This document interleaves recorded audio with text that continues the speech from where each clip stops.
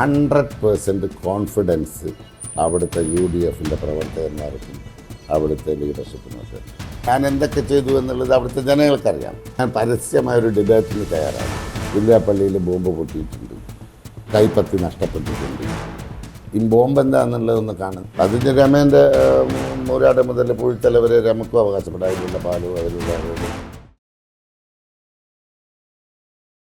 കുറ്റ്യാടിയിൽ തെരഞ്ഞെടുപ്പ് ഇപ്പോൾ വളരെ നേരത്തെ ഇവിടെ സൂചിപ്പിച്ചതുപോലെ വളരെ തീപ്പാറുന്ന മത്സരം നടക്കുകയാണ്. ഈ മത്സരം സത്യത്തിൽ അതിശക്തമായ ഒരു ഭരണവിരുദ്ധ വികാരം, അതാണ് ഈ മത്സരത്തിൻ്റെ തീപ്പാറലൊക്കെ. ഭരണവിരുദ്ധത എത്രത്തോളം ഉണ്ട് എന്നുള്ളത് ഇപ്പം ഞാൻ പറയാതെ തന്നെ നിങ്ങളൊക്കെ മനസ്സിലാക്കിയിട്ടുണ്ടാകും. ഇനി എങ്ങനെയായിരുന്നാലും ഭരണവിരുദ്ധ വികാരമില്ല എന്ന് വരുത്തി തീർക്കാനുള്ള ശ്രമം ഒരു ഭാഗത്ത് നടക്കുന്നുണ്ടെങ്കിലും വസ്തുത അതിശക്തമായ രൂപത്തിൽ ഗ്രാസ് റൂട്ടിൽ സാധാരണക്കാരായ ജനങ്ങളിൽ വളരെ ഗുരുതരമായ രൂപത്തിൽ അതുണ്ട്. അത് തന്നെയാണ് ഏറ്റവും വലിയ പോസിറ്റീവ് ഈ തെരഞ്ഞെടുപ്പിൽ. അത് കുറ്റ്യാടിയിലും വളരെ ശക്തമായുണ്ട്. പിന്നെ കുറ്റ്യാടിയിൽ കഴിഞ്ഞ പ്രാവശ്യം 333 വോട്ടിനാണ് ഞാൻ തോറ്റത്. അത് ആ തോൽക്കുന്ന ഘട്ടം ഏതാണ് എന്ന് പറഞ്ഞാൽ ഒരു തരംഗം പോലെ നമ്മുടെ കോവിഡ് കഴിഞ്ഞ് കോവിഡിൻ്റെ എല്ലാ പ്രതിസന്ധികളും നിലനിൽക്കുന്ന സാഹചര്യത്തിലാണ് ഇതുണ്ടായത്. ജനങ്ങളന്ന് ജീവൻ നിലനിർത്തുക എന്നുള്ളതിലപ്പുറത്ത് ഒരു പൊളിറ്റിക്സിനും താല്പര്യം കാണിച്ചിട്ടില്ല. ആ ഒരു ഘട്ടത്തിൽ സത്യത്തിൽ ഭരിക്കുന്ന ഗവൺമെൻറ് ആരാണോ അവർക്ക് പിന്തുണ കൊടുത്തുകൊണ്ട് അതിൻ്റെ ഗുണഫലങ്ങളെക്കുറിച്ചോ അതിൻ്റെ ദോഷങ്ങളെക്കുറിച്ചോ ഒന്നും ചിന്തിക്കാതെയാണ് അന്നത്തെ ഒരു വോട്ട് തെരഞ്ഞെടുപ്പുമായി ബന്ധപ്പെട്ട കാര്യങ്ങൾ. അതിലൊരു സുനാമി പോലെ ഒരു 99 സീറ്റും കൊണ്ടാണ് വന്നത് ഇടതുപക്ഷം. അപ്പോഴും നിങ്ങൾക്കൊക്കെ അറിയാം, നിങ്ങളുടെ നാടാണ് കുറ്റ്യാടി. കുറ്റ്യാടിയിൽ എന്താണ് ഇടതുപക്ഷത്തിൻ്റെ ബേസ് എന്ന് നിങ്ങൾക്കറിയാം. അവിടെ 167 വോട്ടുണ്ടായിരുന്നെങ്കിൽ ഞാൻ ജയിക്കുമായിരുന്നു. 184 ബൂത്ത് ഉണ്ടായിരുന്നു. ഒരു ബൂത്തിൽ നിന്ന് ഒരു വോട്ട് കിട്ടിയാൽ ഞാൻ ജയിക്കും, ഒരു വോട്ട് വേണ്ട. അപ്പോൾ അവിടെയുള്ള ഒരു സാഹചര്യം എന്ന് പറയുന്നത് ഞാൻ നിങ്ങളെ ബോധ്യപ്പെടുത്തേണ്ട ആവശ്യമില്ല. അപ്പോൾ അവിടെ ഇപ്പോൾ ഈ ജനവിരുദ്ധ വികാരം, ഭരണവിരുദ്ധ വികാരം, അതിനപ്പുറത്ത് ഷാഫിയുടെ തെരഞ്ഞെടുപ്പുമായി ലോക്സഭാ തെരഞ്ഞെടുപ്പുമായി ബന്ധപ്പെട്ടുണ്ടായ കാര്യങ്ങൾ, അതിലേതാണ്ട് 23,700 ചില്ലാനം ഭൂരിപക്ഷം ഉണ്ടായിരുന്നു. അത് കഴിഞ്ഞ് പഞ്ചായത്ത് തിരഞ്ഞെടുപ്പ് വന്നപ്പോൾ നിങ്ങൾ മനസ്സിലാക്കട്ടെ, ഞാൻ പഞ്ചായത്ത് തിരഞ്ഞെടുപ്പിൽ 2016 ഞാൻ മത്സരിക്കാൻ വരുമ്പോൾ 2 പഞ്ചായത്താണ് UDF-ൻ്റെ കയ്യിലുണ്ടായിരുന്നത്. വേളം പഞ്ചായത്തും ആഞ്ചേരി പഞ്ചായത്തും. ഇപ്പോഴവിടെയുള്ള അവസ്ഥ 2026 ആകുമ്പോഴുള്ള അവസ്ഥ എന്താണെന്ന് പറഞ്ഞാൽ വേളം, ആഞ്ചേരി, മണിയൂർ, പുറമേരി 4 പഞ്ചായത്തല്ല, തിരുവള്ളൂർ പഞ്ചായത്ത് സത്യത്തിൽ അത് നറുക്കെടുപ്പിലൂടെ ടൈ ആയപ്പോൾ പ്രസിഡൻറ്റ് ഇടതുപക്ഷത്തും വൈസ് പ്രസിഡൻറ്റ് UDF-ആയി വന്നതാണ്. എന്നാൽ അവിടുത്തെ വോട്ടിംഗ് പാറ്റേൺ എടുത്ത് നോക്കിയാൽ 1700 വോട്ടിൻ്റെ 1600 ചില്ലാനം വോട്ടിൻ്റെ ലീഡ് ഇപ്പോഴും അവിടെ ഉണ്ട്. അപ്പോൾ അതൊരു ടൈ ആയപ്പോൾ മാത്രമല്ല, ആ വാർഡ് വിഭജനവുമായി ബന്ധപ്പെട്ട് ഇപ്രാവശ്യം ഉണ്ടായിരുന്ന ഏറ്റവും വലിയ ചരിത്രത്തിൽ ഇന്ന് വരെ കാണാത്ത രൂപത്തിലുള്ള എല്ലാ തരത്തിലുള്ള നീതി നിഷേധം നടത്തിക്കൊണ്ടാണ് വാർഡ് വിഭജനം ഉണ്ടായത്. എന്നിട്ടും അവിടെ 1600 1700 ഭൂരിപക്ഷം ഉണ്ടായിരുന്നു. പിന്നെ ഉള്ളത് ഒരു കുറ്റ്യാടി പഞ്ചായത്താണ്, 6ാമത്തെ പഞ്ചായത്ത്. 4 ഞങ്ങൾ ജയിച്ച പഞ്ചായത്ത്, 1 ടൈ ആയ പഞ്ചായത്ത്, അവിടെ ഞങ്ങൾക്കാണ് ഭൂരിപക്ഷം. പിന്നെ 5 6ാമത്തെ പഞ്ചായത്ത് കുറ്റ്യാടി എടുത്താൽ കുറ്റ്യാടിയിൽ 11 വോട്ടിനാണ് UDF-ൻ്റെ സ്ഥാനാർത്ഥി പരാജയപ്പെട്ടതുകൊണ്ടാണ് അവിടെ കുറ്റ്യാടിയിൽ ഭരണം ഇപ്പം ഇടതുപക്ഷം ഭരിക്കുന്നത്. ഇനി അത് കഴിഞ്ഞ് 6 കഴിഞ്ഞ് 7ാമത്തെ പഞ്ചായത്ത് വില്യാപ്പള്ളി എടുത്തു. വില്യാപ്പള്ളി എടുത്താൽ വെള്ളിയാപ്പള്ളി ഒരു വാർഡ് ടൈ ആയി നറുക്കെടുത്തപ്പോൾ നറുക്കെടുപ്പിലൂടെ ഇടതുപക്ഷത്തിന് കിട്ടി. പിന്നെ അങ്ങനെ 2 വാർഡിൻ്റെ ഭൂരിപക്ഷത്തിനാണ്, 2 വാർഡാണ് ഇവിടെ. അതും കാലങ്ങളായി CPM-ൻ്റെ കോട്ടയായി നിലനിൽക്കുന്ന സ്ഥലം. അപ്പോൾ വെള്ളിയാപ്പള്ളിയിലെ അവസ്ഥ. പിന്നെ പുറമെ കുന്നമ്മൽ മാത്രമാണ് ഒരു ചെറിയ എഡ്ജ് എന്ന് പറയാനുണ്ടായത്. കുന്നമ്മലാണ്. 7 പഞ്ചായത്ത് UDF-ൻ്റെ കയ്യിൽ നിൽക്കുന്ന സാഹചര്യം ഇപ്പോൾ നിലവിലുള്ളത്. അപ്പോൾ പിന്നെ അവിടെ തീപ്പാറാനൊന്നുമില്ല. അവിടെ വളരെ നല്ല നിലയിൽ UDF-ന് വലിയ എഡ്ജുള്ള ഒരു മണ്ഡലമായി അത് മാറിയിട്ടുണ്ട്. അതാണ് അതിൻ്റെ വസ്തുത. പിന്നെ ഇതുമായി ബന്ധപ്പെട്ടുകൊണ്ട് തെരഞ്ഞെടുപ്പ് പ്രവർത്തനങ്ങളിൽ നമ്മൾ താഴെത്തട്ടിലേക്ക് ഇറങ്ങി ചെല്ലുമ്പോൾ സ്ഥാനാർത്ഥി എന്ന നിലയിൽ വലിയ സ്വീകാര്യതയാണ്, ചെറിയ സ്വീകാര്യതയൊന്നുമില്ല. എല്ലാ അർത്ഥത്തിലും ഏറ്റവും താഴെത്തട്ടിലുള്ള ആളുകൾ വളരെ പ്രതീക്ഷയോടെയാണ് ഇതിനെ കാണുന്നത്.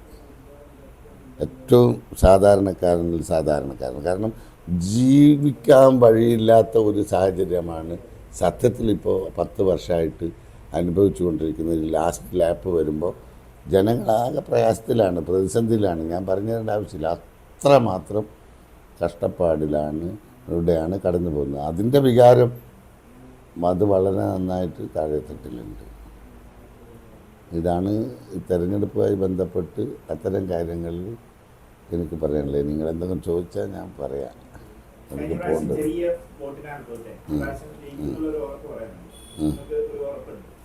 നല്ല കോൺഫിഡൻസാണ്.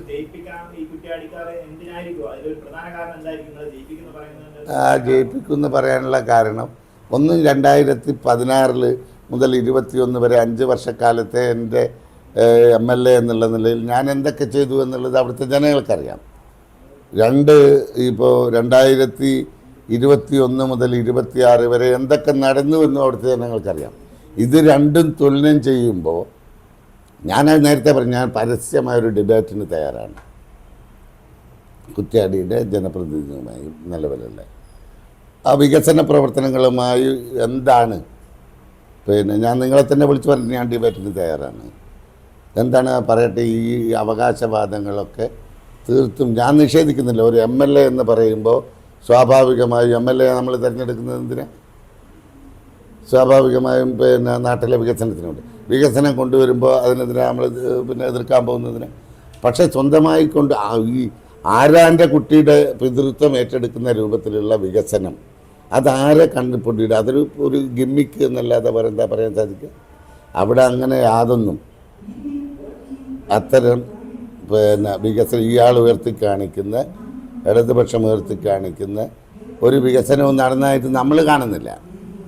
അവിടെ വികസനം വന്നിട്ടുണ്ട്. ഞാൻ പറയാം, 2016 ഞാൻ അവിടെ കുറ്റ്യാടി ജയിച്ച് വന്നപ്പോൾ അവിടുത്തെ ഏറ്റവും വലിയ കുറ്റ്യാടിയുടെ ഹെഡ് ക്വാർട്ടേഴ്സ് എന്ന നിലയിൽ കുറ്റ്യാടി ടൗണിൻ്റെ ഏറ്റവും വലിയ വിഷയം എന്താണെന്ന് പറഞ്ഞാൽ അവിടുത്തെ ബൈപ്പാസാണ്. ആ ഒരു ബൈപ്പാസ് കൊണ്ട് മാത്രം കുറ്റ്യാടി പ്രശ്നം തീരില്ല, അത് വേറെ കേസ്. ആ ഒരു ബൈപ്പാസ് ഉണ്ടായാലും ഒരു പരിധി വരെ അതിനെ കൺട്രോൾ ചെയ്യാനാവും എന്നുള്ളതാണ്. അതിനു വേണ്ടി 2016 ഞാൻ വന്നപ്പോൾ LAക്ക് ഒരു 2 കോടി എന്ന് കാലങ്ങളായി 10 വർഷമായി LA 2 കോടി ബജറ്റിൽ വെക്കുമെന്നല്ലാതെ ഒരു പേപ്പർ വർക്കും എവിടെയും അതിൻ്റെ പേരിൽ ഒരില അനങ്ങിയിട്ടില്ല. ഞാൻ വില്ലേജ് ഓഫീസിലും അതിൻ്റെ രേഖയായി ബന്ധപ്പെട്ട കാര്യങ്ങളുമായി തിരിച്ചപ്പോഴാണ് മനസ്സിലാകുന്നത് ഇത് സങ്കീർണമായ ഒരു കുരുക്കപ്പെട്ട് കിടക്കുകയാണ്. എന്താ ഇത് മുഴുവൻ ഈ വില്യാപ്പള്ളി സ്വദേശി ഹോട്ടൽ മുതൽ തണ്ണീർത്തടായിട്ട് രേഖപ്പെടുത്തിയിരിക്കുകയാണ് FMBയിൽ. നേരത്തെ അങ്ങനെയാണ്. ഇത് റെക്കോർഡിക്കലി ഇത് മുഴുവൻ എന്താണ് 1200 മീറ്ററും 1400 മീറ്റർ റോഡാണുള്ളത്. തണ്ണീർത്തടാനെന്ന് പറയാന്ന് അത് മാത്രമല്ല കായക്കൊടി വില്ലേജിലൂടെയും കടന്ന് 2 വില്ലേജിലും ഉണ്ട് എന്നാണ് പറയുന്നത്. ഇത് ഞാനതിൻ്റെ പേപ്പർ വർക്ക് കംപ്ലീറ്റ് എൻ്റെ ആദ്യത്തെ ഏർപ്പാട്. കാരണം ഉദ്യോഗസ്ഥന്മാരെ ഇപ്പോൾ വില്ലേജ് ഓഫീസിലും മറ്റും ചെല്ലുമ്പോൾ അവർക്കറിയില്ല ഇതാരെഴുതി ഇതെങ്ങനെ. ഇത് നേരത്തെ ബ്രിട്ടീഷുകാരുടെ കാലത്തുള്ള സാധനം എഴുതി ഇങ്ങനെ പോയതല്ലാതെ വേറൊന്നും അതിലില്ല. വേറെ ആരും ഇതിനെ പരിശോധിച്ചിട്ട് പോലുമില്ല.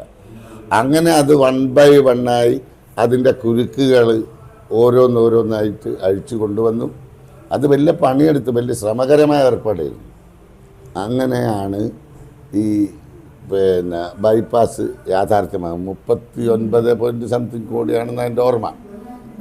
അത് പാസ്സായി 1200 മീറ്റർ ഭൂമി ഏറ്റെടുത്തു. പെഗ് മാർക്ക് ചെയ്യുക എന്ന് പറഞ്ഞാൽ ഭൂമി ഏറ്റെടുക്കലാണല്ലോ. 1400-ൽ 1200 മീറ്റർ ഭൂമി ഏറ്റെടുത്തു. അവസാനത്തെ 200 മീറ്റർ, അപ്പോഴും നിങ്ങൾ മനസ്സിലാക്കേണ്ട കോവിഡ് കാലമാണ്. ഇതിൻ്റെ പ്രതിസന്ധി ചില്ലറയൊന്നും ആയിരുന്നില്ല. കാരണം നമ്മളെല്ലാം കഴിഞ്ഞ് റോഡിന് ഇതിൻ്റെ പെർമിഷന് വേണ്ടി പോകുമ്പോൾ ഒരു പരിസ്ഥിതിയുമായി ബന്ധപ്പെട്ട വിഷയം വളരെ ഗൗരവമാണ്. 1200 ഈ തണ്ണീർത്തട എവിടെയെന്നുള്ളതാണ് പിന്നത്തെ ചോദ്യം. അതിന് പരിസ്ഥിതിയുടെ ആൾ നമീർ എന്ന് പറയുന്ന ഒരു പ്രൊഫസർ തൃശ്ശൂരങ്ങാനുള്ള അയാളാണ് ഗവൺമെൻറ് ഈ പരിസ്ഥിതിയായി ബന്ധപ്പെട്ട് ഇത് പഠിക്കാൻ. അപ്പോൾ അയാളൊക്കെ ഞാൻ കൊണ്ടുവന്നത് ഒരു യുദ്ധകാലാടിസ്ഥാനത്തിലാണ്. ഇതൊക്കെ ചെയ്തു. അയാൾ വന്നു, ഒരു ദിവസം ഫുൾ ഡേ ഇരുന്നു, അതിൻ്റെ കാര്യങ്ങളൊക്കെ ചെയ്തു. അങ്ങനെ ഇത് പൂർണ്ണമായും നടപ്പിൽ വരുത്താനാകുന്ന രൂപത്തിൽ. അപ്പുറത്തെ ലാൻഡൊക്കെ തണ്ണീർത്തടാണ്, ഒരു വാലന്റൈൻഡോലിലൂടെ പോകുന്നതാണ്. അപ്പം ഞാനത് അവർ പോലും പറയാതെ, എങ്ങനെ നാട്ടുകാരുടെ ആ പ്രദേശവാസികൾക്ക് പോലും അറിയാത്ത ഒരു കാര്യം, ഇതിൽ നാളെ കെട്ടിടമെടുക്കാനുള്ള ബുദ്ധിമുട്ട്, ഒരു ഷോപ്പിംഗ് പർപ്പസിന്, കൊമേഴ്ഷ്യൽ പർപ്പസിന് വേണ്ടി ആ ഏരിയ ഉപയോഗിക്കാൻ പറ്റുന്ന 2 ഭാഗം നേരത്തെ തന്നെ തണ്ണീർത്തടാണ്. പിന്നെ ഇത് വയലൂരിൻ്റെ ഒരു ഭാഗത്തൂടെയൊക്കെ കടന്നു വരുന്നുണ്ട്. അപ്പോൾ അത് മുഴുവൻ ഞാൻ തരം മാറ്റി. എന്നിട്ട് ഇവർ ഈ ആവശ്യം ഒറ്റപ്പെട്ട് ഉന്നയിക്കുമ്പോൾ ഞാൻ പറഞ്ഞില്ല, ഇതൊക്കെ രേഖ ക്ലിയറാണ്. അതാദ്യം ഉറപ്പൊക്കെ വാങ്ങിച്ച് ഇതൊക്കെ കൈകാര്യം ചെയ്ത് കൊമേഴ്ഷ്യൽ പർപ്പസിൽ ഭൂമി തരം മാറ്റി 200 മീറ്ററിൻ്റെ പെഗ് മാർക്ക് ചെയ്യുന്നിടത്താണ് CPM അവസാന ലേപ്പിൽ അവരവിടെ ഇല്ലാത്ത വിഷയങ്ങൾ ഉണ്ടാക്കി. അതുകൊണ്ട് മാത്രമാണ് എൻ്റെ കാലത്ത് അതിൻ്റെ മറ്റ് കാര്യങ്ങൾ, ബാക്കി എല്ലാ പേപ്പർ റെഡിയായി, ഫണ്ടും റെഡിയായി. അതിനുശേഷം ഈ പിന്നെ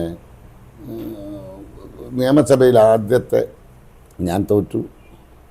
2021 ഞാനിതൊക്കെ നിങ്ങളോട് പറഞ്ഞതാണെന്ന് എൻ്റെ ഓർമ്മ. 2021 ഞാൻ തോറ്റപ്പോൾ ആ ഫസ്റ്റ് സബ്മിഷൻ പുതിയ MLA നിയമസഭയിൽ. ഇപ്പോൾ അദ്ദേഹം ആദ്യം ഉന്നയിച്ചത് ആദ്യത്തെ സബ്മിഷൻ കുറ്റ്യാടി ബൈപ്പാസാണ്. അപ്പോൾ അതിന് ഒന്നും ആയില്ല എന്നൊക്കെ പറഞ്ഞുകൊണ്ട്, അപ്പോൾ അതിന് മന്ത്രി റിയാസിൻ്റെ മറുപടി, അതൊക്കെ ഞങ്ങൾക്ക് ഇത് അടിച്ചു നോക്കിയാൽ കിട്ടും. റിയാസിൻ്റെ മറുപടി എന്താണെന്ന് പറഞ്ഞാൽ 2016 മുതൽ 2021 വരെ ഞാൻ വിളിച്ച മീറ്റിങ്ങിൻ്റെ ഓരോ നാൾ വഴികൾ അയാൾ, ഇന്ന മീറ്റിംഗ്, ഇന്ന സ്ഥലത്ത്, ഇന്ന ഡിപ്പാർട്ട്മെൻറ്റ്, ഇന്ന മീറ്റിംഗ്, ഇന്ന വകുപ്പായിട്ട് ഇന്ന മീറ്റിംഗ്, അത് പറഞ്ഞിട്ട് അവസാനം അയാൾ പ്രസംഗം അവസാനിപ്പിക്കുന്നത് 90% വർക്ക് കഴിഞ്ഞിരിക്കുന്നു, 10% മാത്രമേ ബാക്കിയുള്ളൂ എന്നാണ്. ആ 10% വർക്ക് ഇപ്പോഴും കഴിഞ്ഞിട്ടില്ല. ആ 10% ബാക്കിയുള്ളൂ എന്ന്, 10% ബാക്കി. സാധാരണ ഏതിനൊരു പ്രശ്നം ഉണ്ടാകുന്നത്, ഇപ്പോൾ വീട് സാമ്പത്തികമായി സൗകര്യമുള്ള വീടെടുക്കുന്നത് എവിടെയും ചർച്ച ചെയ്യാം. നമ്മൾ പോയി വീട് അങ്ങെടുക്കുക, ഒരു കുറ്റിയടിക്കും, കോൺട്രാക്ടറെ വിളിക്കും, കാശെൻ്റെ കയ്യിലുണ്ടെങ്കിൽ കോൺട്രാക്ടർ പിറ്റേന്ന് മുതൽ വീടെടുക്കും. വീടിന് പ്രശ്നം എവിടെയാണ്? കാശില്ലാതിരിക്കുമ്പോഴാണ്. അപ്പോൾ അത് ആലോചന വരും, ചർച്ച വരും. അതുപോലെ റോഡിൻ്റെ വിഷയത്തിൽ ഫണ്ടില്ലാതിരിക്കുമ്പോഴാണല്ലോ ഈ മുറവിളിയും ഇതൊക്കെ വരും. ഞാൻ ഫണ്ട് അവിടെ കൊണ്ടുവന്നു, 39-40 കോടി രൂപ ഞാൻ പാസ്സാക്കി. അവിടെ ഗവൺമെൻറ് ഏതോ ആകട്ടെ, അത് ഇടതുപക്ഷമല്ലേ എന്ന് പറയും. അതിപ്പോൾ ഇടതുപക്ഷമായാലും UDF ആയാലും MLA മാരാണല്ലോ ഈ പണിയെടുക്കേണ്ടത് പ്രാദേശികമായിട്ടുള്ളത്. ഞാൻ അവിടെ അന്ന് വരെ ചെയ്യാത്ത കാര്യങ്ങൾ, അതിൻ്റെ പിന്നെ ഞാൻ വരുന്നതിൻ്റെ മുമ്പ് വരെ LDF തന്നെ അവിടെ ഉണ്ടായിരുന്നത്. അപ്പം ഞാൻ ആ ഫണ്ട് കൊണ്ടുവന്നു. അതിൻ്റെ ബാക്കി കംപ്ലീറ്റ് ക്ലിയർ ചെയ്താൽ പിന്നെ അതിന് വേറൊരു അവകാശവാദം എങ്ങനെ ഉന്നയിക്കാനായി? അപ്പം വികസനവുമായി ബന്ധപ്പെട്ടുള്ള കാര്യങ്ങളിൽ നിങ്ങൾ വേറെ ഇതിനെല്ലാം ഒരു പ്രതിബദ്ധത വേണം സമൂഹത്തോട്. ഞാനത് വെറുതെ ഒരു പൊങ്ങച്ചം പറയല്ല. അപ്പോൾ അവിടെ ഒരു ഡയാലിസിസുമായി ബന്ധപ്പെട്ട വിഷയമുണ്ട്. അവിടെ ആ ഡയാലിസിസ് യൂണിറ്റും 48 ആളുകളോ മറ്റാണ് ഡയാലിസിസ് നടക്കുന്നത്. ആ ഡയാലിസിസ് പേഷ്യൻ്റ് പഴയ കെട്ടിടത്തിലാണ്, പഴയ താലൂക്ക് ആശുപത്രിയുടെ ഇടിഞ്ഞ് പൊളിഞ്ഞ് വീഴാറായ ഒരു കെട്ടിടത്തിലാണ്. മേൽക്കൂരയൊക്കെ ഷീറ്റൊക്കെയാണ്. അവിടെയാണ് ഈ ഇത് നടക്കുന്നത്. പിന്നെ മഴക്കാലത്ത് അവിടെ മരമൊക്കെ ഇടിഞ്ഞ് പൊളിഞ്ഞ് മരം പൊട്ടി വീണു. പക്ഷെ ദൈവാദിനം കൊണ്ട് ഡയാലിസിസിന് തടസ്സമൊന്നും വന്നില്ല. അങ്ങനെ ഇരിക്കുക. പിന്നെ അപ്പം തന്നെ എന്നെ വിളിച്ചു. ഞാനവിടെ പോയി. പിറ്റേ ദിവസം രാവിലെ മീറ്റിംഗ് വിളിച്ചു. 1 കോടി രൂപ MLAയുടെ ആസ്തി വികസന ഫണ്ടിൽ നിന്ന് കൊടുത്തു. യുദ്ധകാലാടിസ്ഥാനത്തിൽ വർക്കും നടത്തി. ഞാൻ 2021 ഇറങ്ങി വരുമ്പോൾ മാർച്ചിൽ ഇറങ്ങി വരുമ്പോൾ ബിൽഡിങ്ങിൻ്റെ കംപ്ലീറ്റ് പണി കഴിച്ചു. ഇന്ന് നിങ്ങളെ കാണുന്ന ബിൽഡിങ്ങിൻ്റെ മുഴുവൻ പണിയും കഴിച്ചു. പെയിൻറ്റിങ് ഒഴികെ, പുറത്തെ പെയിൻറ്റിങ് ഒഴികെ ബാക്കിയെല്ലാം നടന്നു. ഇപ്പോൾ നിങ്ങൾ കണ്ട ആ സമയത്തും ഒരു 55-60 ഡയാലിസിസ് പേഷ്യൻ്റ് സ്റ്റാൻഡ് ബൈയിൽ ഇങ്ങനെ നിൽക്കുക. കാരണം ബുക്കിംഗ് ഇങ്ങനെ നമുക്ക് എടുക്കാനാവുന്നില്ല. 48 ആളിൻ്റെ അപ്പുറത്ത് അവിടെ ഡയാലിസിസ് ചെയ്യാൻ പറ്റില്ല. അവിടുത്തെ പരിമിതമായ സൗകര്യം വെച്ചിട്ട് അത്രേ പറ്റുള്ളൂ. അപ്പോൾ ഇവരിങ്ങനെ സ്റ്റാൻഡ് ബൈയിൽ നിൽക്കുന്ന ആളുകളെ ഒരാളെ എടുക്കാൻ പറ്റില്ല. കാരണം ഈ ഡയാലിസിസിൽ ഇത് കയറിയാൽ പിന്നെ അയാൾ മരിക്കുന്നത് വരെ ആ മെഷീൻ ആശ്രയിക്കുക, ഡിപ്പെൻഡ് ചെയ്യുക. അല്ലെങ്കിൽ പിന്നെ ട്രാൻസ്പ്ലാന്റേഷൻ നടത്തണം. ഇത് കിഡ്നി മാറ്റിവെക്കൽ ശസ്ത്രക്രിയയുമായി ബന്ധപ്പെട്ട് പോകണം. അപ്പോൾ അതിനൊന്നും സൗകര്യമൊന്നും നിങ്ങൾക്കറിയാം അതിൻ്റെ കാര്യങ്ങൾ. അങ്ങനെയുള്ള രോഗികൾ 10-60 ആളുകൾ ഇങ്ങനെ ക്യൂവിൽ നിൽക്കുകയാണ്. അപ്പോഴാണ് ഞാൻ 100 ആളുകൾക്ക് സൗകര്യമുള്ള ഒരു കെട്ടിടമാണ് ഞാൻ എടുത്തത്. 100 ആളുകൾക്ക് ഡയാലിസിസ് ചെയ്യാനുള്ള. നിങ്ങൾ ആലോചിച്ച് നോക്ക്, അത് 5 വർഷം കഴിഞ്ഞ് ഇപ്പോഴും അവിടെ പ്രവൃത്തി ആരംഭിച്ചില്ല. ഒരു ആറോ പ്ലാന്റ് അവിടെ വരേണ്ടതുള്ളൂ. ആറോ പ്ലാന്റ് ഉണ്ടാക്കാനോ അവിടെ ഇതിനനുസൃതമായ എന്തെങ്കിലും കാര്യങ്ങൾ ചെയ്യാനോ ഒന്നിനും തയ്യാറായില്ല.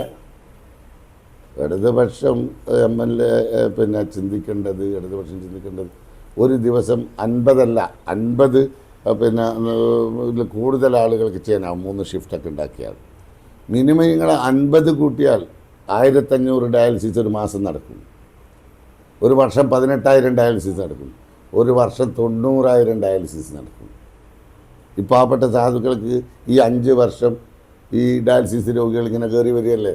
ഇപ്പോൾ നമ്മളൊക്കെ കാണുന്നതല്ലേ, നാളെ ഡയാലിസിസാണ്, കാശ് പണം 2000-2500 അയാൾ കൈനീട്ടാണ്. അങ്ങനെ ഒരു സാഹചര്യം നമ്മുടെ നാട്ടിൽ നിലനിൽക്കുമ്പോൾ ഈ പേഷ്യൻറ്റിനും ഇത്രയും വലിയ സൗകര്യം ഉണ്ടായിട്ടും അപ്പോൾ ഇതിന് പ്രതിബദ്ധതയില്ല. ഇതൊക്കെ ജനങ്ങളെ കാണിക്കാനുള്ളൊരു ഗിമ്മിക്ക് മാത്രമാണ്. പിന്നെ പറയുന്ന അവിടെ പെരിഞ്ചിരിക്കടവുമായിട്ട് ബന്ധപ്പെട്ട് ഇവിടെ വടകര ടൗണിൽ ഇപ്പോഴും കുടിവെള്ളം ഉപ്പുവെള്ളമാണ്. ആ ഉപ്പുവെള്ളം വരുന്നത് എവിടുന്ന? കുറ്റ്യാടിയിൽ നിന്നാണ് ഇവിടത്തേക്ക് വരുന്നത്, കുടിവെള്ളം വരുന്നത്. കുറ്റ്യാടി വലിയ ജലസ്രോതസ്സുള്ള സ്ഥലം. അവിടെ ഉപ്പ് വരാനൊരു സാധ്യതയില്ലാത്ത സ്ഥലമാണ്. വയനാടിൻ്റെ താഴ്വാര നിങ്ങൾക്കറിയാം, നമ്മുടെ ജലസ്രോതസ്സിൻ്റെ ഏറ്റവും വലിയൊരു ഭാഗമാണ്. ഈ കടൽ മൂരാട് പുഴയിലൂടെ കടലിലെ ഉപ്പോര് കയറി 18-20 കിലോമീറ്റർ അപ്പുറത്ത് കൃഷി നശിക്കുന്നു, എല്ലാം നശിച്ചു പോകുന്നു, കുടിവെള്ളമില്ല. അവിടെ ഇപ്പോഴും ജൽജീവൻ മിഷൻ്റെ വെള്ളം കൊടുക്കേണ്ടത് കുറ്റ്യാടിയിൽ നിന്നാണ്. ജൽജീവൻ മിഷൻ്റെ പണി കഴിഞ്ഞിട്ടും ഇപ്പോൾ ഒന്നും ചെയ്യാൻ പറ്റാത്തത് എന്താണെന്ന് പറഞ്ഞാൽ കുടിവെള്ളമാണ് പ്രശ്നം. ജലസ്രോതസ്സിൻ്റെ വലിയ വിഷയമാണ്. അപ്പോൾ ഇവർ കൊടുക്കാൻ എവിടുന്ന് ഇതിൽ നിന്ന് കൊടുത്താൽ ഉപ്പുവെള്ളം കിട്ടുക. അപ്പോൾ ഇതിനൊക്കെ മാത്രമല്ല, കാർഷിക മേഖലയിലെ പ്രശ്നം വലിയ പ്രശ്നമാണ്. കാർഷിക മേഖലയിൽ ചുറ്റുപാടുള്ള കിണറുകളും ജലസ്രോതസ്സൊക്കെ ഉപ്പായി മാറുകയാണ്, ഉപ്പോര് കയറിയിട്ട്. അപ്പോഴാണ് റെഗുലേറ്റർ കം ബ്രിഡ്ജ് കൊണ്ടുവന്നത്. അത് വേറെ ഒരു കാര്യം നിങ്ങൾക്ക് പരിശോധിച്ചാൽ ഞാനത് 2 വർഷം അതിൻ്റെ പിന്നാലാണെന്നാണ് ഈ ഒരു സംവിധാനം റെഡിയാക്കി കൊണ്ടുവന്നത്. അത് ഗവൺമെൻറ് 1-2 തവണ അത് പിന്നെ ഇത് പെർമിഷൻ തന്നില്ല. 3-ാമത്തെ തവണ ഞാൻ CM നേരിൽ പോയി കണ്ട് എന്നിട്ട് കിഫ്ബിയിൽ ഇത് പെടുത്തണം, ഇതിൻ്റെ ആവശ്യകതയൊക്കെ പറഞ്ഞ് അങ്ങനെയാണ് ഇത് കിട്ടിയത്. വർക്കും തുടങ്ങി. 2019 ലാസ്റ്റാണെന്ന് തോന്നുന്നു വർക്ക് തുടങ്ങി. 20 പിന്നെ മാർച്ച് 21 മാർച്ചിൽ ഇത് പണി ഞാൻ വരുമ്പോൾ നല്ല ദ്രുതഗതിയിൽ നടക്കുകയാണ്. പക്ഷെ പിന്നെ 2022 ശേഷം ഒരു വർക്കും നടന്നില്ല. ഇപ്പോൾ അവിടെ വെറുതെ കിടക്കുന്നത്. അതുകൊണ്ട് എന്താ, അത് ശ്രദ്ധിച്ചിരുന്നെങ്കിൽ ഇവിടെ വടകരക്ക് ഈ ഉപ്പുവെള്ളത്തിൻ്റെ പ്രശ്നം ഒഴിവാകും. അവിടെയുള്ള കാർഷിക മേഖല ആയഞ്ചേരി, തിരുവള്ളൂർ, വേളം, കുറ്റ്യാടി ഈ 4 പഞ്ചായത്തുകൾക്കും ഏറ്റവും ഗുണകരമാകുന്ന ഒരവസ്ഥയായി മാറും. വടകരയുടെ നെല്ലറ എന്നൊക്കെ വിശേഷിപ്പിക്കുന്ന സ്ഥലമാണ്. അവിടെയൊക്കെ ഈ ഒപ്പോരിൻ്റെ പ്രശ്നമൊക്കെ കയറി ഈ റെഗുലേറ്റർ കം ബ്രിഡ്ജ് വന്നാൽ ഒരു ബുദ്ധിമുട്ടില്ലാതെ പോകുമായിരുന്നു. അപ്പോൾ ഇതൊന്നും തന്നെ പിന്നെ എന്നിട്ടാണ് പറയുന്നത് ഏതാ ഇത്ര കോടി. ഞാനതിനെ നിഷേധിക്കാൻ പോകുന്നില്ല, കോടി ഉണ്ടെങ്കിൽ സ്വാഗതം ചെയ്യുന്നു. പക്ഷെ അതെവിടെയാണ് എന്നുള്ളത് പിന്നെ ഈ വർക്കൊക്കെ ഞാൻ കൊണ്ടുവന്ന ഈ 1000 കോടി 1200 കോടിയിൽ ഈ പെരിഞ്ചിരിക്കടവുണ്ട്, വില്യാപ്പള്ളി മറ്റേ ബൈപ്പാസ് ഉണ്ട്, പിന്നെ എൻ്റെ ഡയാലിസിസ് സെൻ്റർ ഉണ്ട്. പിന്നെ ഞാൻ അവിടെ കൊണ്ടുവന്ന് കിഫ്ബിയിൽ എൻ്റെ വിവേചനത ഒരു നിയോജകമണ്ഡലത്തിൽ എവിടെയാണ് സ്കൂൾ കൊടുക്കേണ്ടത് 5 കോടി രൂപ ഞാനത് കുറ്റ്യാടി കൊടുത്തു. അവിടെ 82 ലക്ഷം രൂപ ഞാൻ വേറെയും കൊടുത്തു. 5 കോടി 82 ലക്ഷം രൂപ ചിലവിൽ അവിടെ വർക്ക് പിന്നെ ഉദ്ഘാടനം കഴിഞ്ഞു. ബിൽഡിംഗ് കെട്ടിടം എല്ലാം ഞാനാണ് ഉദ്ഘാടനം ചെയ്തത്. ഞാൻ MLA ആയിരുന്ന സമയത്ത്. അതും അവകാശപ്പെടുന്നത് അപ്പുറത്താണ്. മൊകേരി കോളേജിൽ ഒരു PG കോഴ്സ് ഉണ്ടായിരുന്നില്ല, സയൻസ് കോഴ്സ് ഉണ്ടായിരുന്നില്ല. 40 കൊല്ലം മുമ്പ് കണാറേട്ടൻ ഉണ്ടാക്കിയ ഒരു കോളേജാണ്. ആ അവസ്ഥയിൽ നിൽക്കാന്നല്ലാതെ അതിന് പെയിൻറ്റ് പോലും 25 വർഷമായിട്ട് അടിച്ചിരുന്നില്ല. അവിടെ വലിയ ജനകീയ കൂട്ടായ്മ ഉണ്ടാക്കിയാണ് അവിടെ കുറേ കാര്യങ്ങൾ ചെയ്തത്. എനിക്ക് 6.5 കോടി രൂപ കിഫ്ബിയിൽ അതിൻ്റെ ഫണ്ടും വെച്ച് ഊരാളുങ്കലിന് കൊടുത്ത് അതിൻ്റെ ഉദ്ഘാടനം പിന്നെ വർക്ക് ഉദ്ഘാടനം നടത്തി. അതും അവകാശപ്പെടുന്ന ഇവരാണ്. വില്യാപ്പള്ളി ചേലക്കാട് റോഡ് ഇതും ഞാൻ നേരത്തെ പറഞ്ഞ ഫണ്ടാണല്ലോ വിഷയം. 59 കോടി 25 ലക്ഷം ആദ്യത്തെ നമ്മളിത് ഭരണാനുമതി വരെ കിട്ടിയതാണിത്. എല്ലാം ഫണ്ട് റെഡിയാക്കി. അതിലും ഈ CPM നിങ്ങൾക്കറിയാം, ഈ ഏരിയയിലൊക്കെ CPM വിചാരിക്കണം എന്ത് നടക്കണ്ട എന്നുള്ളത്. ആ ഒരു തടസ്സപ്പെടുത്തൽ അവിടെ ഉണ്ടായി. ഇതൊക്കെ ഇപ്പോൾ അവകാശപ്പെടുന്ന ഈ ഫണ്ടും കാര്യങ്ങളും അതിൻ്റെ പേപ്പർ വർക്കൊക്കെ നടത്തി ഫണ്ട് ഭരണാനുമതി കിട്ടി ഫണ്ടുണ്ടായ ഒരു സ്ഥലത്ത് റോഡ് വർക്ക് തുടങ്ങാൻ എന്താ പ്രശ്നം? കുട്ടോത്തട്ടക്കുണ്ട് കടവ് റോഡ് അതും ഏറ്റവും വലിയ പ്രശ്നമായിരുന്നു. 82 കോടി രൂപ. അതും എല്ലാ വർക്കും കഴിഞ്ഞു. ഈ പറഞ്ഞതുപോലെ പിന്നെ ഒരു 1500 മീറ്റർ 2 കിലോമീറ്ററിനുള്ളിൽ ഭൂമി ഏറ്റെടുക്കാനുള്ളത്. ബാക്കിയൊക്കെ ഭൂമി ഏറ്റെടുത്തു. അപ്പോഴാണ് വേറെ ചില ട്വിസ്റ്റ് കൊണ്ടുവന്നു, അവിടെ പ്രശ്നങ്ങളുണ്ടാക്കി. അപ്പോൾ ഇതിനെല്ലാം ഇടയിൽ ഈ കോവിഡ് ഉണ്ട്. ഞാൻ MLA ആയപ്പോൾ കോവിഡ് 2 വർഷം നിങ്ങൾക്ക് അറിയാം. അത് കൂടാതെ 3 പ്രളയവും. എന്നിട്ടും ഞാൻ അവിടെ ഈ പിന്നെ നിയോജകമണ്ഡലത്തിൽ 700 കോടി കൊണ്ടുവന്നിട്ടുണ്ട്. ഒന്ന് പറയട്ടെ, കണക്ക് വെച്ച് ഇതുപോലെ ഇപ്പോൾ ഇത്ര കിലോമീറ്റർ റോഡ് അത് പറയണ്ട. ഇന്ന റോഡ് കുട്ടോത്തട്ടക്കുണ്ട് കടവ്, Villiappally Chelakkad, bank road, Kurunthode road, ഇങ്ങനെ ഓരോന്ന് പറയാം. ഇത്ര കോടി. അപ്പോഴാണല്ലോ അതിൻ്റെ ഒരു ക്ലാരിറ്റിയും വിശ്വാസ്യതയും വരിക.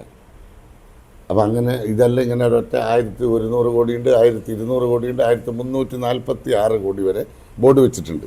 അതിൻ്റെ അപ്പുറം കോടി പണ്ട് തേങ്ങ എണ്ണാൻ ഒരാളെ പയ്യനെ ഏൽപ്പിച്ചപ്പോൾ തേങ്ങ ബാക്കി. ഇവൻ വന്നിട്ട് പറഞ്ഞു തേങ്ങ എല്ലാം ഇട്ട് കഴിഞ്ഞു. അപ്പോൾ ഇതെന്താ അത് എണ്ണം തീർന്നു എന്ന് പറഞ്ഞു. ഇവന് 100 വരെ എണ്ണാൻ അറിയുള്ളൂ. എണ്ണം തീർന്നാൽ പിന്നെ ഒന്ന് നിർത്തുക എന്നല്ലാണ്ട് തേങ്ങ. അതുപോലത്തെ ഏർപ്പാടാണ് ഇപ്പോൾ ഇവിടെ നടക്കുന്നത്. മനസ്സിലാക്കേണ്ടത് ഇവിടെ ഇതൊന്നും നമ്മളിവിടെയും കാണുന്നില്ല. മറ്റ് ചെയ്തു എന്ന് പറയുന്ന വർക്കുകളൊന്നും. ഇപ്പോൾ ജൽജീവൻ മിഷൻ്റെത് ഒരാൾക്ക് അവകാശപ്പെടാൻ പറ്റുന്നത്. ജൽജീവൻ മിഷൻ എന്ന് പറയുന്നത് ഒരാൾ അവകാശപ്പെടാൻ സാധിക്കുന്ന കേസാണ്. അത് ഇന്ത്യയിലെ മുഴുവൻ പഞ്ചായത്തുകൾക്കും അത് ഡയറക്റ്റായി ഇതൊക്കെ സംഭവം. ഗുണഭോക്തൃ ഇത് അടിച്ചുകൊണ്ടുള്ള കേസാണ്. അങ്ങനെ അവകാശപ്പെടുന്ന എല്ലാ MLA മാരും എല്ലാം അവകാശപ്പെടാം.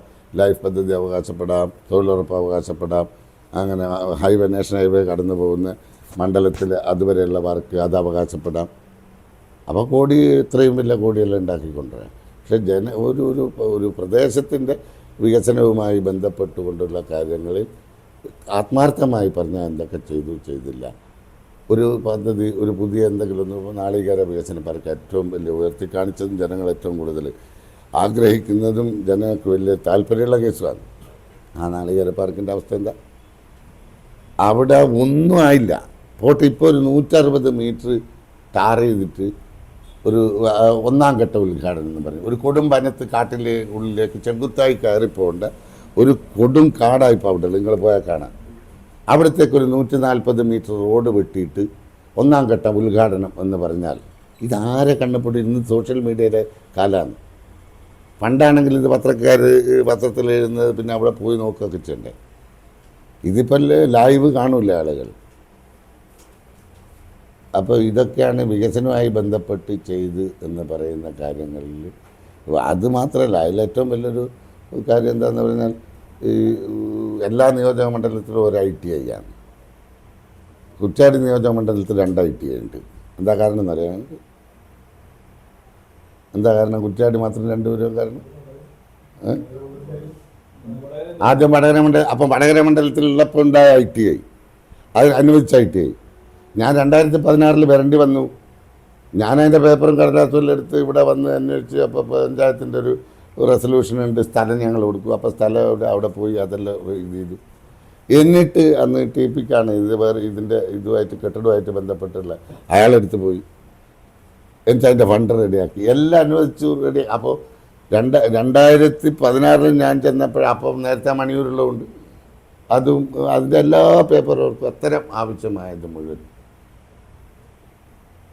അപ്പോൾ ഇതൊക്കെ ഞാൻ പറയുന്നത് ഈ വൈക്കം മുഹമ്മദ് ബഷീറിൻ്റെ കഥാപാത്രം പോലെ ഇതെല്ലാം ഒരാൾ ചെയ്തത് അയാളെ അവകാശപ്പെടുക എന്നല്ലാതെ. അപ്പോൾ അങ്ങനെ ഒരുപാട് കാര്യങ്ങളുണ്ട്. ബോർഡ് വരെ വെച്ചിട്ടുണ്ട്, ഞാൻ ചെയ്തതിൻ്റെ മുകളിൽ ഓരോ ബോർഡ് കൊണ്ടുവച്ചിട്ടുണ്ട്. അപ്പോൾ ഇതൊക്കെ ഞാനിതിലൊന്നും ആക്ഷേപം പറയുന്നില്ല, ജനങ്ങളെ വിലയിരുത്തിക്കോട്ടെ, എനിക്കതിൽ ഒരു പ്രശ്നവുമില്ല. പിന്നെ മറ്റൊരു കാര്യം, ഈ ഇതുമായി ബന്ധപ്പെട്ടുകൊണ്ട് വികസനവുമായി ബന്ധപ്പെട്ടുകൊണ്ട് എനിക്ക് പറയാനുള്ള അവിടെ വളരെ കൃത്യമായി കാർഷിക മേഖലയ്ക്ക്, അതുപോലെ തന്നെ ആരോഗ്യ മേഖലയിലെ പ്രശ്നം, വിദ്യാഭ്യാസ മേഖലയിലെ പ്രശ്നം, ടൂറിസവുമായി ബന്ധപ്പെട്ട എന്തൊക്കെ ഒരുപാട് സാധ്യതകളുള്ള മണ്ഡലമാണ്. അപ്പോൾ അവിടെ ഒരു കൃത്യമായ ഒരു മാസ്റ്റർ പ്ലാനൊക്കെ ഉണ്ടാക്കി എല്ലാം ഒറ്റയടിക്ക് ചെയ്യുമെന്നല്ല, ഒരു ഒരു ഒരു വിഷൻ ഉണ്ടെങ്കിലല്ലേ ഇത് നടക്കുക. അപ്പോൾ അതിനുള്ള ഏർപ്പാടുണ്ടാക്കിയ കുറ്റ്യാടിയിൽ വലിയ സാധ്യത, വിശേഷിച്ച് മലയോര മേഖലയുടെ ടൂറിസമൊക്കെ ആയിട്ട് ബന്ധിപ്പിച്ചുകൊണ്ട് ഒരുപാട് കാര്യങ്ങൾ ചെയ്യാൻ സാധിക്കുന്ന ഒരു പ്രദേശമാണ്.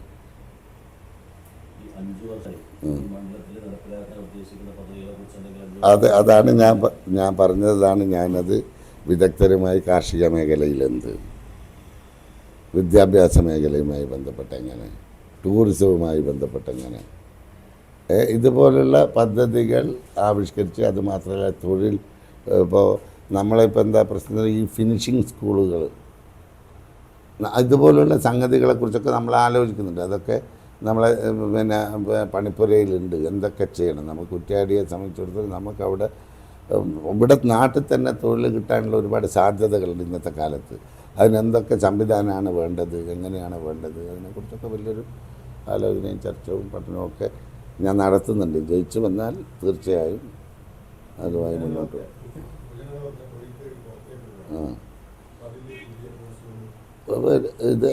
ഇതിപ്പോൾ എഡ്യൂക്കേഷൻ ഹബ്ബായിട്ട് മണിയൂരിനെ കൊണ്ടുവരാം. എൻ്റെ നേരത്തെ മണിയൂർ അത്രയും അതിനുള്ള ഇൻഫ്രാസ്ട്രക്ചർ, ആ ഒരു അടിസ്ഥാന സൗകര്യമുണ്ട്. ഭൂമി, നമ്മളേറ്റവും വലിയ ഭൂമി ലഭ്യതയാണ് നമുക്കിവിടെ ഉണ്ടാകുന്ന ഏറ്റവും വലിയ. അതിന് മണിയൂരിൽ നമുക്കൊരു പരിധിവരെ അതിനുള്ള സൗകര്യമുണ്ട്.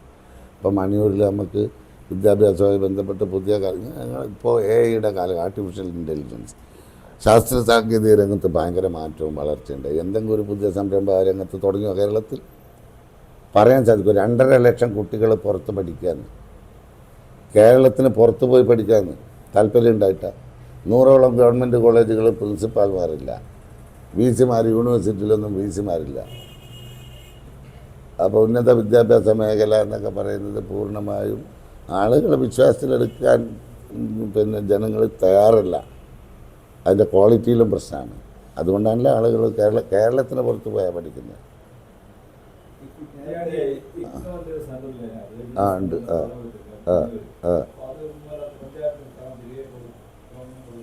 അതെന്താണെന്ന് എനിക്ക് ഇഗ്നോൻ്റെ സ്ഥലം ഇപ്പോൾ അവിടെ, അത് നേരത്തെ മുല്ലപ്പള്ളി വന്നപ്പോഴാണ് ആദ്യം ഫസ്റ്റ് വന്നപ്പോൾ. പിന്നീട് ഒന്നും തന്നെ ഞാൻ ഒരു സമീപനം, ഞാൻ കുറ്റ്യാടിയിൽ ഹൈമാസ് ലൈറ്റുകൾ, ഹൈമാസ് ലോമാസ് ലൈറ്റ് ഉണ്ടല്ലോ, അത് വരുന്ന കാലഘട്ടമാണ്. വ്യാപകമായി ആളുകൾക്കറിയില്ല. അത്യാവശ്യം ടൗണിൽ മാത്രം, ഗ്രാമങ്ങളിലൊന്നും ഇല്ലാത്ത കാലത്താണ് വെളിച്ചം നമ്മളെ പല പ്രദേശത്തും പലതിനും അനിവാര്യമാണെന്ന് തോന്നി. വെറും ആളുകൾക്ക് വഴിപോകാൻ മാത്രമല്ല, നിയോജകമണ്ഡലത്തിൻ്റെ ഘടന അതാ. പല സ്ഥലത്തും രാത്രി കാലങ്ങളിൽ ഉണ്ടാകുന്ന പല വിഷയങ്ങളുണ്ട്, ഭയപ്പാടുകളൊക്കെ ഉണ്ട്. അപ്പം എല്ലാവരുടെയും വെളിച്ചം എന്നുള്ളൊരു പദ്ധതി അതുമായി ബന്ധപ്പെട്ട് വന്നപ്പോൾ പെർമിഷൻ തന്നില്ല എനിക്ക്. ഇത് പല പഞ്ചായത്തുകളും എന്താ കാരണം എന്താ വെച്ചാൽ, ഇലക്ട്രിസിറ്റിക്ക് വലിയ പൈസ കൊടുക്കണം, ഞങ്ങൾക്ക് പൈസ കൊടുക്കാനാവില്ല, ഇങ്ങൾക്കും ഇതിൻ്റെ പൈസ തന്നാൽ മതി, ഒരു മാസം ഇത് മെയിൻറ്റെയിൻ ചെയ്ത് പോയി ഇത്ര വേണമെന്ന് പറഞ്ഞിട്ട് പെർമിഷൻ തരാതിരുന്നു. എന്നിട്ട് എത്രയോ എന്നെ ഡിലേ ആക്കി. അപ്പോൾ ഇതൊക്കെ CPM ഭരിക്കുന്ന പഞ്ചായത്തുകൾ. ഇതൊക്കെയാണ് ഈ വികസനവുമായി ബന്ധപ്പെട്ട് അവിടെ ഉണ്ടായിരുന്ന നിലപാടുകൾ. ഇപ്പം ഞാൻ വെച്ച കൂടിയും പിന്നെ ഇടതുപക്ഷ MLA-ൻ്റെതാണ് എന്ന് അതിൻ്റെ മുകളിൽ കൂടിയും ബോർഡ് വെച്ച് കിടക്കുകയാണ്.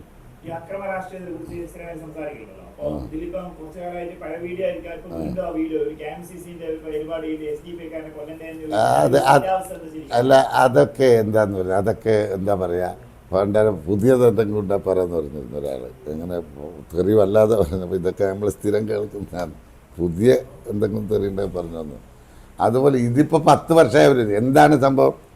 കുറ്റ്യാടിയിൽ അവിടെ ഒരു SDPIക്കാരൻ നമ്മളെ യൂത്ത് ലീഗുകാരനെ ഒരു വലിയ കാരണവും ഒരു സംഗതിയൊന്നുമില്ല, അത് വലിയ സംഘർഷമൊന്നുമില്ലാത്ത സമയത്താണ് അവിടെ അങ്ങനെ ഒരു ഇൻസിഡൻ്റ് ഉണ്ടായി.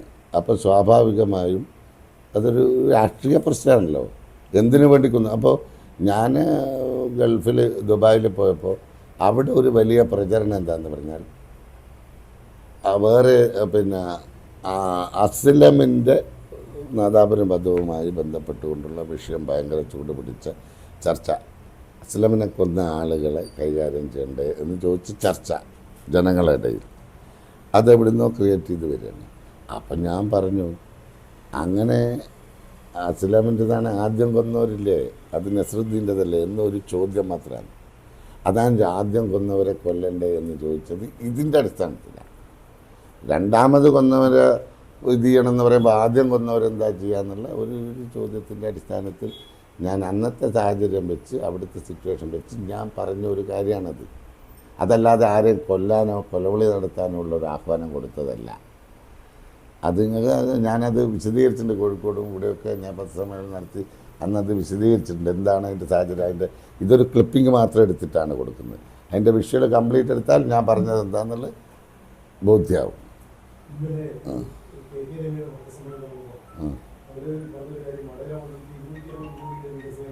ആ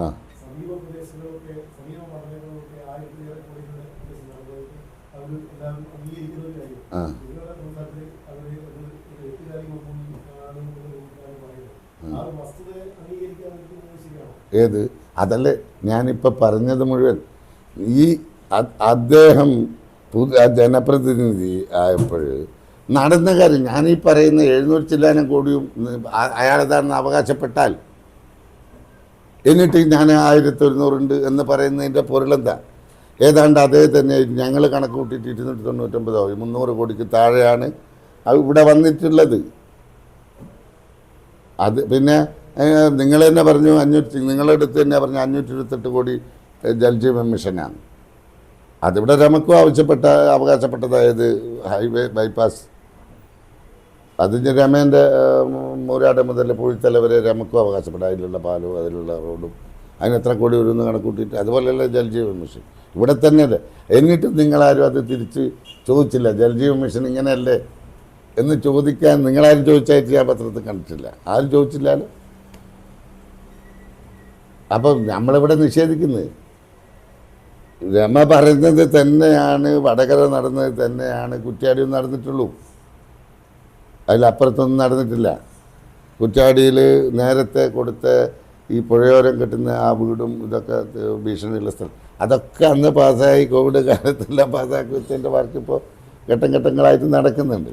അതിൻ്റെയൊക്കെ പേപ്പറൊക്കെ ഞാൻ നിങ്ങളെ തന്ന് ഇവിടെ കൊണ്ടുവന്നു. ഇതെല്ലാം ഇതിപ്പോൾ ഈ ഏതെങ്കിലും ഒരു വർക്ക് നടന്നതിനാ ഞാൻ നിഷേധിക്കുന്നില്ല. ഗവൺമെൻറ് ഏത് ഗവൺമെൻറ് വന്നാലും MLA-മാരുടെ ശ്രദ്ധ പോലെ ഇരിക്കും നിയോജക മണ്ഡലത്തിലെ വികസന പ്രവർത്തനങ്ങൾ. അത് നിങ്ങൾക്കും അറിയാം, നാട്ടുകാർക്കും അറിയാം, എല്ലാവർക്കും അറിയാം. അപ്പോൾ എന്തെങ്കിലും ഒന്ന് ചെയ്താൽ നിങ്ങളെല്ലാവരും ഗവൺമെൻറ് അല്ലേ എന്ന് വെച്ചാൽ പിന്നെ MLA-ക്ക് പിന്നെ റോളൊന്നുമില്ലല്ലോ, എല്ലാം ഗവൺമെൻറ് ചെയ്താൽ പോരെ.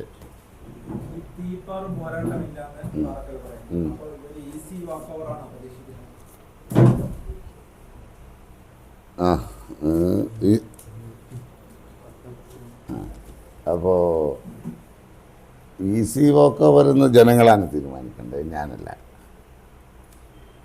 ഞാനല്ല തീരുമാനിക്കേണ്ടത്. പക്ഷേ അവിടുത്തെ ഗ്രൗണ്ട് റിയാലിറ്റി ഞാൻ ഇത്രയും ദിവസം ഞാനിപ്പോൾ 10 വർഷമായിട്ട് അവിടെ തന്നെ ഉണ്ട്. 5 വർഷം ഞാൻ MLA ആയിട്ടും 5 വർഷം അതെല്ലാം നിങ്ങൾക്കെല്ലാം അറിയാവുന്നതാണ്. 5 വർഷം MLA അല്ലാതിരുന്നിട്ടും ഞാൻ പിന്നെ കുറ്റ്യാടിയിലുണ്ട്, നിങ്ങൾ കുറ്റ്യാടിയിലുണ്ട്, നിങ്ങളെ നാടാ കുറ്റ്യാടി. നിങ്ങൾക്കറിയാം അവിടെ എന്താ ഉള്ളത്. ഞാൻ എന്നെ കൊണ്ടത് പറയിപ്പിക്കേണ്ട ആവശ്യമില്ല. അവിടെ എന്താ നടക്കുന്നതെന്ന് നിങ്ങൾക്കറിയാം വളരെ കൃത്യമായിട്ട്. അപ്പം ഞാനിപ്പം വലിയൊരു അവകാശവാദമൊന്നായിട്ട് പോകുന്നു. പക്ഷേ 100% കോൺഫിഡൻസ് അവിടുത്തെ UDF-ൻ്റെ പ്രവർത്തകന്മാർക്കും അവിടുത്തെ ലീഡർഷിപ്പിനൊക്കെ ഉണ്ട്.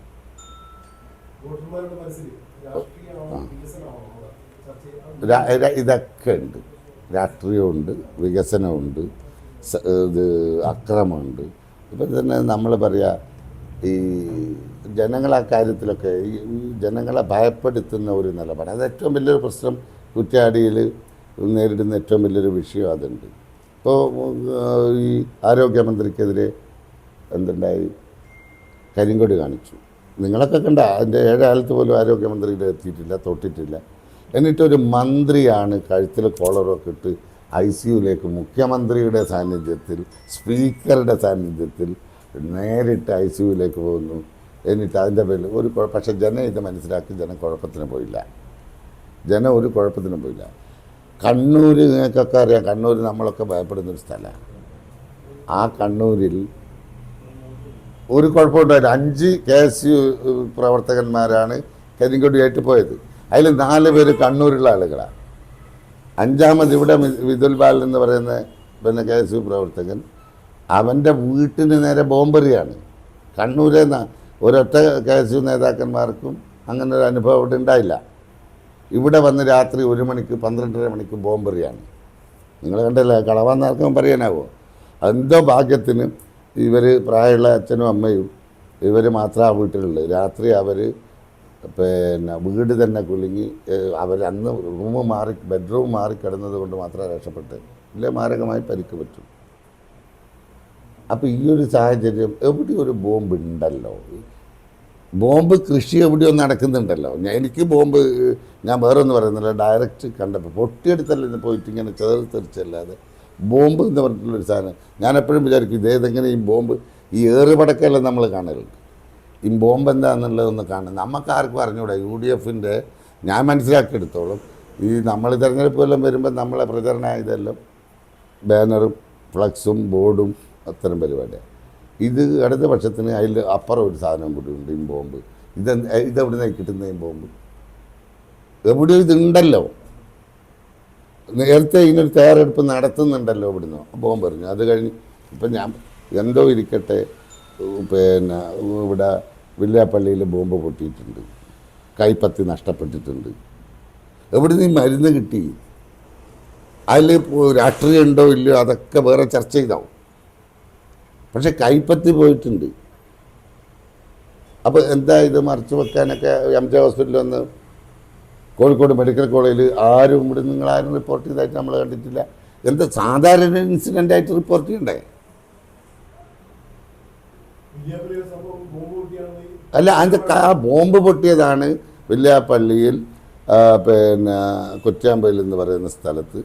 അവിടെ പാർട്ടി കൺവെൻഷൻ, അടുത്ത വർഷത്തിൻ്റെ കൺവെൻഷൻ നടക്കുമ്പോൾ അവരുടെ പാർട്ടി കേന്ദ്രത്തിൽ കൺവെൻഷൻ നടക്കുന്ന സ്ഥലത്തിൻ്റെ 2 പിന്നെ വീട് ഇപ്പുറത്ത്, 2-3 വീട് ഇപ്പുറത്ത് ടെറസിൻ്റെ മുകളിൽ ഇത് പൊട്ടിയപ്പോൾ കൺവെൻഷന് പ്രസംഗിക്കുന്ന ആളുകൾ തെറിച്ച് വീണിട്ടുണ്ട്. എന്താ ഇത് വല്ലാതെ പിന്നെ ഇത് അങ്ങനെയാണ് കൈപൊട്ടിയത്. അതിൻ്റെ ഒരു ചർച്ച പോലും. പിറ്റേന്ന് പത്രക്കാരെടുത്തെല്ലാം പറഞ്ഞ് 2-2.5 മണിക്ക് ശേഷം എല്ലാം ക്ലീൻ ചെയ്തതിന് ശേഷം ബോംബ് സ്ക്വാഡ് വന്നത്. അപ്പോൾ ഇവിടെ പിന്നെ ഒരു ഓലപ്പടക്കം പൊട്ടിയാൽ NIA വരണം എന്ന് പറയില്ലായിരുന്നു. ഇപ്പുറത്താണെങ്കിൽ എന്തൊക്കെ UDFൻ്റെതാണെങ്കിൽ എന്തൊക്കെ വരും? അപ്പോൾ ഇതെന്താ? അപ്പോൾ എവിടെയോ മറച്ചു വെക്കുന്നത്? അതെന്തോ ആയിട്ട് അത് അന്വേഷിച്ചിട്ട് പോലീസ് കണ്ടെത്തിക്കോട്ടെ, നമ്മളിപ്പോൾ അതിൽ എന്താണെന്ന് പറയുന്നില്ല. പക്ഷേ ഒരു അന്വേഷണം നടക്കുന്നതിന് എന്തിനാണ് ഭയപ്പെടുന്നത്? ഈ കുട്ടിയെ കാണാൻ കൈപ്പത്തി നഷ്ടപ്പെട്ടിട്ട്, ആ കൈപ്പത്തി നഷ്ടപ്പെട്ട് പിന്നെ ഈ കുട്ടി കാണാ പത്രക്കാർക്ക് സാധിച്ചിനോ, മീഡിയക്കാർക്ക് സാധിച്ചിനോ? എന്താ ഇത്ര വലിയ ഒരു മറച്ചു വെക്കേണ്ട പ്രശ്നം അതിലെന്താ ഉള്ളത്? അതുമല്ല, നിങ്ങൾ കണ്ടതിലൊരു ഏറ്റവും വലിയൊരു ഇരട്ടത്താപ്പ് എന്താണെന്ന് പറഞ്ഞാൽ, ഈ ബോംബ് മറ്റേ ഇവിടെ തോടന്നൂരിൽ ബോംബ് പൊട്ടി. അപ്പോൾ ജനപ്രതിനിധി വരുവാണ് കുറ്റ്യാടിയുടെ, നിങ്ങളൊക്കെ ഉണ്ടെന്നാണെന്ന് ഒരു കാരണവശാലും ഇത് അനുവദിക്കാൻ പറ്റില്ല, വീടിന് നേരെയുള്ള അതിക്രമം, പ്രതികളെ പിന്നെ മാതൃകാപരമായി ശിക്ഷിക്കണം, അടിയന്തരമായി പിടിക്കണം എന്നൊക്കെ പറഞ്ഞ് വലിയ സ്റ്റേറ്റ്മെൻറ്റ് കൊടുത്തു. എല്ലാവരും റിപ്പോർട്ട് ചെയ്താൽ അത് നിങ്ങളാരും എവിടെയും കോട്ട് ചെയ്യുന്നില്ലല്ലോ. ആ റിപ്പോർട്ട് കൊടുത്തതിന് ശേഷം 2 ആഴ്ച കഴിഞ്ഞാണ് പ്രതിയെ പിടിച്ചപ്പോൾ ആർക്കും അതിൽ തർക്കമുണ്ടോ? അവിടുത്തെ DYFIയുടെ നേതാവാണ് മിഥുൻ എന്ന് പറയുന്ന അധ്യാപകനാണ്. പിന്നെ പഠിക്കുന്ന അദ്ദേഹം പിന്നെ പഠിപ്പിക്കുന്ന സ്കൂള് നിങ്ങൾക്കറിയാം, എന്തായിരുന്നു, മന്നത്തുകാവ്. അവിടുത്തെ അധ്യാപകനാണ്. അയാൾ 15 ദിവസം ഉള്ളിൽ കിടന്നിട്ട് അയാളെ പിടിച്ചപ്പോൾ തന്നെ അയാളും അവിടുത്തെ ബന്ധപ്പെട്ട ജനപ്രതിനിധികളായിട്ട് നല്ല ബന്ധമുള്ള ആളുകളാണ്, പാർട്ടി പ്രവർത്തകൻ എന്നുള്ള നിലയിൽ വളരെ അടുത്ത ബന്ധമുള്ളതാണ്. ആരും അതിനെക്കുറിച്ച് ഇങ്ങനെ ബന്ധവും കണക്ഷനൊന്നും ആരും പറഞ്ഞില്ലല്ലോ. അതിനുശേഷം ഇവരെ ഇറക്കിക്കൊണ്ടിരുമ്പോൾ മുദ്രാവാക്യമായിട്ട് 1,500 ആളുകൾ വരികയാണ്. ഈ ബോംബ് കേസിൽ പ്രതിയാണ്. CCTV വിഷ്വൽ പ്രകാരമാണ് ഈ അധ്യാപകനെ പിടിക്കുന്നത്. പിടിച്ച് 15 ദിവസം റിമാൻഡ് കഴിഞ്ഞിട്ട് ഇറങ്ങി വരുമ്പോൾ വലിയ ബൊക്കയും മാലയൊക്കെ കൊടുത്ത് സ്വീകരിച്ച് 500ഓളം ആളുകൾ പ്രകടനമായിട്ടാണ് കൊണ്ടുവരുന്നത്. അപ്പോൾ എന്താ ഇതിൻ്റെ നിലപാടെന്താ? അപ്പോൾ എന്താ ഈ കുറ്റ്യാടിയുടെ MLA എന്താ പറയേണ്ടത്? അദ്ദേഹത്തിൻ്റെ നിലപാടെന്താ ഇതിൽ? അത് നിങ്ങളാരും ചോദിച്ചോ? എന്താ അത് ചോദിക്കണ്ടേ നിങ്ങൾ? അപ്പോൾ പാർട്ടിയാണ് അവരെ പ്രൊട്ടക്റ്റ് ചെയ്യുന്നതും സംരക്ഷിക്കുന്നതും അല്ലേ? അത് കഴിഞ്ഞ് ഇനി അതും പോട്ടെ, ഇയാൾ ഇറങ്ങി വന്നതിന് ശേഷം 4 ദിവസം മുമ്പ് സ്റ്റാറ്റസ് വെക്കുകയാണ് അയാൾ. എന്താ സ്റ്റാറ്റസ്? 5 ദിവസം മുമ്പ് കുറ്റ്യാടിയുടെ ഇപ്പം നിലവിലുള്ള MLAയുടെ സ്റ്റാറ്റസ് വോട്ട് ഫോർ ഇന്നയാൾക്കെന്ന് പറഞ്ഞു. അപ്പോൾ എന്താണ് ബന്ധം? ഇതിവിടെ എനിക്ക് തോന്നുന്നില്ല, നിങ്ങളത് റിപ്പോർട്ട് ചെയ്താലും ഇല്ലെങ്കിലും ഇത് നിങ്ങൾക്ക് എഴുതാനും പറയാനും ഭയമാണ്. ഇനി UDFൻ്റെ ഭാഗത്തു നിന്നാണെങ്കിൽ നിങ്ങൾ എൻ്റെ മലയാള ഭാഷയിൽ ഞാൻ പറയും ഒലക്ക മുക്കി നിങ്ങൾ എഴുതുമായിരുന്നു. ഇപ്പോഴാകുമ്പോൾ ഇതൊക്കെ കണ്ണും ചിമ്മാനും. എന്താ നിങ്ങൾക്ക് അങ്ങനെ പത്രക്കാർക്ക് അങ്ങനെ ഒരു ഒരു ഒരു ഒരു ഒരു ഒരു ഭയം എന്താ കാര്യത്തിൽ?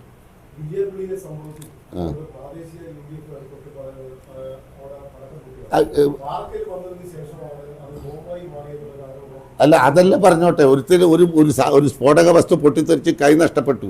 പാറക്കൽ പറഞ്ഞിനോ UDF പറഞ്ഞിനോ CPM പറഞ്ഞോ എന്നല്ല. അത് അന്വേഷിക്കാൻ ഒന്ന് പത്രക്കാർക്ക് അത് അന്വേഷിക്കാം, ഒന്ന് നിങ്ങളെല്ലാം അന്വേഷിച്ച് പുറത്തു കൊണ്ടുവരുന്നുണ്ട്. ഇവിടെ പോലീസ് എന്തിനായി പണിയെടുക്കുന്നത്?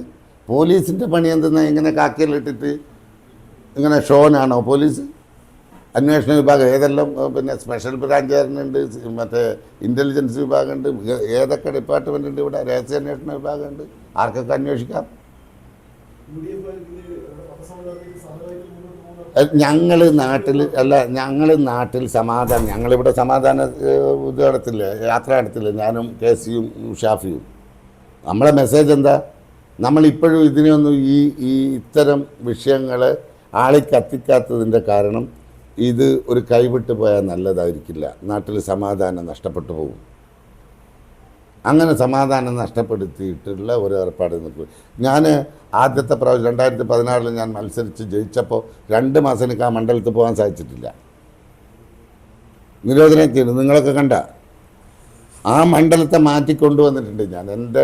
ഞാനൊരു UDFൻ്റെ പ്രവർത്തകന്മാരുടെ നേതൃത്വത്തിൽ ഞാൻ അതിനെ കൃത്യമായി ഒരു കലാപില്ലാത്ത എന്നും സംഘർഷമാണ്. തെങ്ങ് വെട്ടൽ വേറെ, വാഴ വെട്ടൽ വേറെ, ആപ്പീസിന് തീവക്കൽ വേറെ.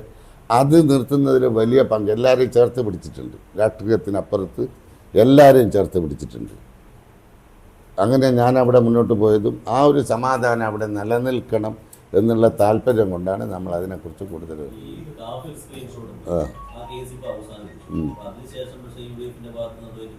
ഞാൻ തെരഞ്ഞെടുപ്പിൻ്റെ ഒരു നിങ്ങൾക്കറിയാം ഇവിടെ ഇതിലാണുള്ളത്. കാഫർ സ്ക്രീൻഷോട്ടുമായി ബന്ധപ്പെട്ട് ഒരു കേസ് കോടതിയിലുണ്ടാകുക. അതെങ്ങനെയാണ് ഇവിടെ പോലീസ്, വടകര പോലീസ് ഇവിടെ കോടതിയിൽ ഒരു കേസാന്ന് വിചാരിച്ചു നിങ്ങൾ. ആ കേസ് എങ്ങനെയാണ് പോലീസിന് തള്ളിക്കളയാൻ കോടതിയല്ലേ തള്ളേ? ഇത് തെരഞ്ഞെടുപ്പ് സമയത്ത് എന്തും ആകാം. അപ്പോൾ കുറ്റ്യാടിയിൽ അല്ലെ വടകര മേഖലയിൽ ഈ കാഫർ സ്ക്രീൻഷോട്ട് കൊണ്ട് ഡാമേജ് വല്ലാതെ ഉണ്ടായി എന്ന് മനസ്സിലാക്കിയപ്പോൾ തൽക്കാലം അതിനൊന്ന് എന്ത് ചെയ്യുക, ആ ഡാമേജ് കുറയ്ക്കാനുള്ള ഒരു ഏർപ്പാടായിട്ട് ഇത് നിങ്ങളെ കാണണ്ടോ? തീർച്ചയായിട്ടും UDF വന്നാൽ അതിൻ്റെ അന്വേഷണക്കാർ ഒരു കേസിൻ്റെ മുറക്ക് പോകും. ഫോറൻസിക് ഡിപ്പാർട്ട്മെൻറ്റിൽ ഫോൺ കൊടുത്തിട്ടുണ്ട്. ആ ഫോൺ തിരിച്ചു കൊടുത്തില്ല, റിപ്പോർട്ട് വന്നിട്ടില്ല. എങ്ങനെയാണ് ഒരു കോടതിക്ക് അല്ല ഒരു പോലീസിന് ഇത്? പോലീസ് പൂർണ്ണമായും CPMൻ്റെ കയ്യിലെ ചട്ടുകമാണ്, ഒരു സംശയവും വേണ്ട. ഇന്നലെ പോലും എൻ്റെ 4-5 വണ്ടി മണിയൂരിൽ ഒരു കാരണമില്ലാതെ പോലീസ് പിടിച്ചു വെക്കുകയാണ്. പെർമിഷനെല്ലാം ഉണ്ട്. ഒരു സ്പെല്ലിംഗ് മിസ്റ്റേക്ക് എന്ന് പറഞ്ഞിട്ട് പിടിച്ചു വെച്ചാൽ ഞാൻ അതിൽ ഇടപെട്ടില്ലായിരുന്നെങ്കിൽ ഞങ്ങളെ പ്രചരണം മുഴുവൻ അവസാനിപ്പിക്കാൻ എന്താണോ വഴി അത് പോലീസിനെ ഉപയോഗപ്പെടുത്തി ചെയ്യുന്ന ഏർപ്പാട് വരെ ഇവിടെ നടക്കുകയാണ്. പോലീസ് എന്ന് പറഞ്ഞാൽ പൂർണ്ണമായും CPM-ൻ്റെ ആജ്ഞാനുവർത്തികളാക്കി മാറ്റുന്ന ഒരു സാഹചര്യമാണ്. തീർച്ചയായിട്ടും തീർച്ചയായും പോലീസ് സ്റ്റേഷൻ വേണം. അത് നമ്മൾ വന്നാൽ സ്വാഭാവികമായും അത് അവിടെ ഉണ്ടായേ മതിയാവുള്ളൂ എന്നുള്ള അഭിപ്രായക്കാരാണ്. ഇതുപോലെ നല്ല സുന്ദരിയായിരിക്കണം. അപ്പോ കല്യാണ പെണ്ണോ? അത് ചിറ്റപ്പന്റെ ഇഷ്ടം. ഇത് മതിയോ? ചിറ്റപ്പ. പാർക്കോ ഗോൾഡൻ ഡയമണ്ട്സ്.